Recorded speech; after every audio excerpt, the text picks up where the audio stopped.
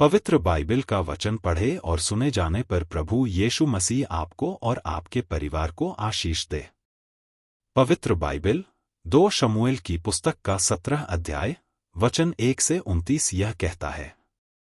वचन 1। फिर अहीतोपेल ने अबशालोम से कहा, मुझे 12,000 पुरुष छांटने दे और मैं उठकर आज ही रात को दाऊद का पीछा करूंगा। वचन 2। और जब वह थकित और निर्बल होगा तब मैं उसे पकड़ूंगा और डराऊंगा और जितने लोग उसके साथ हैं सब भागेंगे और मैं राजा ही को मारूंगा। वचन 3। और मैं सब लोगों को तेरे पास लौटा लाऊंगा, जिस मनुष्य का तू खोजी है उसके मिलने से समस्त प्रजा का मिलना हो जाएगा और समस्त प्रजा कुशल क्षेम से रहेगी। वचन 4। यह बात अबशालोम और सब इस्राएली पुरनियों को उचित मालूम पड़ी। वचन 5। फिर अबशालोम ने कहा, एरेकी हूशै को भी बुला ला और जो वह कहेगा हम उसे भी सुने। वचन 6। जब हूशै अबशालोम के पास आया तब अबशालोम ने उससे कहा, अहीतोपेल ने तो इस प्रकार की बात कही है, क्या हम उसकी बात माने कि नहीं? यदि नहीं तो तू कह दे। वचन 7। हूशै ने अबशालोम से कहा, जो सम्मति अहीतोपेल ने इस बार दी वह अच्छी नहीं। वचन 8। फिर हूशै ने कहा, तू तो अपने पिता और उसके जनों को जानता है कि वे शूरवीर हैं और बच्चा छीनी हुई रीछनी के समान क्रोधित होंगे। और तेरा पिता योद्धा है और लोगों के साथ रात नहीं बिताता। वचन 9। इस समय तो वह किसी गड्ढे व किसी दूसरे स्थान में छिपा होगा। जब इनमें से पहले पहले कोई मारे जाएं, तब इसके सब सुनने वाले कहने लगेंगे कि अबशालोम के पक्ष वाले हार गए। वचन 10। तब वीर का हृदय जो सिंह का सा होता है उसका भी हियाव छूट जाएगा। समस्त इस्राएल तो जानता है कि तेरा पिता वीर है और उसके संगी बड़े योद्धा हैं। वचन 11। इसलिए मेरी सम्मति यह है कि दान से लेकर बेरशेबा तक रहने वाले समस्त इस्राएली तेरे पास समुद्र तीर की बालू के किनकों के समान इकट्ठे किए जाए और तू आप ही युद्ध को जाए। वचन 12। और जब हम उसको किसी न किसी स्थान में जहां वह मिले जा पकड़ेंगे, तब जैसे ओस भूमि पर गिरती है वैसे ही हम उस पर टूट पड़ेंगे, तब न तो वह बचेगा और न उसके संगियों में से कोई बचेगा। वचन 13। और यदि वह किसी नगर में घुसा हो तो सब इस्राएली उस नगर के पास रस्सियां ले आएंगे और हम उसे नाले में खींचेंगे, यहां तक कि उसका एक छोटा सा पत्थर भी न रह जाएगा।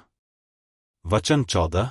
तब अबशालोम और सब इस्राएली पुरुषों ने कहा, एरेकी हूशै की सम्मति अहीतोपेल की सम्मति से उत्तम है।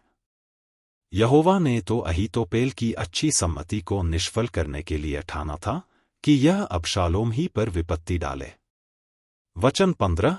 तब हूशै ने सादोक और एब्यातार याजकों से कहा, अहीतोपेल ने तो अबशालोम और इस्राएली पुरनियों को इस प्रकार की सम्मति दी और मैंने इस प्रकार की सम्मति दी है। वचन 16।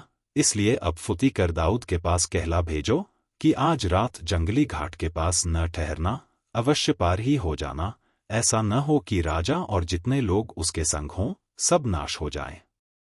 वचन 17। योनातन और अहीमास एनरोगेल के पास ठहरे रहे और एक लौंडी जाकर उन्हें संदेशा दे आती थी और वे जाकर राजा दाऊद को संदेशा देते थे, क्योंकि वे किसी के देखते नगर में नहीं जा सकते थे। वचन 18। एक छोकरे ने तो उन्हें देखकर अबशालोम को बताया, परंतु वे दोनों फुती से चले गए और एक बहरीमवासी मनुष्य के घर पहुंचकर जिसके आंगन में कुआं था उसमें उतर गए। वचन 19। तब उसकी स्त्री ने कपड़ा लेकर कुएं के मुंह पर बिछाया और उसके ऊपर दला हुआ अन्न फैला दिया, इसलिए कुछ मालूम न पड़ा। वचन 20। तब अबशालोम के सेवक उस घर में उस स्त्री के पास जाकर कहने लगे, अहीमास और योनातन कहाँ हैं? स्त्री ने उनसे कहा, वे तो उस छोटी नदी के पार गए। तब उन्होंने उन्हें ढूंढा और न पाकर यरूशलेम को लौटे। वचन 21। जब वे चले गए तब थे कुएं में से निकले और जाकर दाऊद राजा को समाचार दिया और दाऊद से कहा, तुम लोग चलो फुती करके नदी के पार हो जाओ, क्योंकि अहीतोपेल ने तुम्हारी हानि की ऐसी सम्मति दी है। वचन 22। तब दाऊद अपने सब संगियों समेत उठकर यरदन पार हो गया और पह फटने तक उनमें से एक भी न रह गया जो यरदन के पार न हो गया हो। वचन 23। जब अहीतोपेल ने देखा कि मेरी सम्मति के अनुसार काम नहीं हुआ, तब उसने अपने गधे पर काठी कसी और अपने नगर में जाकर अपने घर में गया और अपने घराने के विषय जो आज्ञा देनी थी वह देकर अपने को फांसी लगा ली, और वह मर गया और उसके पिता के कब्रिस्तान में उसे मिट्टी दे दी गई। वचन 24। दाऊद तो महनैम में पहुंचा और अबशालोम सब इस्राएली पुरुषों समेत यरदन के पार गया। वचन 25। और अबशालोम ने अमासा को योआब के स्थान पर प्रधान सेनापति ठहराया। यह अमासा एक पुरुष का पुत्र था जिसका नाम इस्राएली यित्रो था, और वह योआब की माता सरुयाह की बहन अबीगल नाम नाहाश की बेटी के संग सोया था। वचन 26। और इस्राएलियों ने और अबशालोम ने गिलाद देश में छावनी डाली। वचन 27। जब दाऊद महनैम में आया, तब अम्मोनियों के रब्बा के निवासी नाहाश का पुत्र शोबी और लोदबरवासी अम्मीएल का पुत्र माकीर और रोगलीमवासी गिलादी बजिरलै। वचन 28। चारपाइयाँ, तसले मिट्टी के बर्तन, गेहूं, जव, मैदा, लोबिया, मसूर, चबेना। वचन 29। मधु, मक्खन, भेड़बकरियाँ और गाय के दही का पक्कीर दाऊद और उसके संगियों के खाने को यह सोचकर ले आए कि जंगल में वे लोग भूखे प्यासे और थके मांदे होंगे। यदि आप विश्वास करते हैं तो यह वचन सभी विश्वासियों को भेजें और इस चैनल को प्रभु यीशु मसीह के नाम से सब्सक्राइब करें और आशीष प्राप्त करें। धन्यवाद।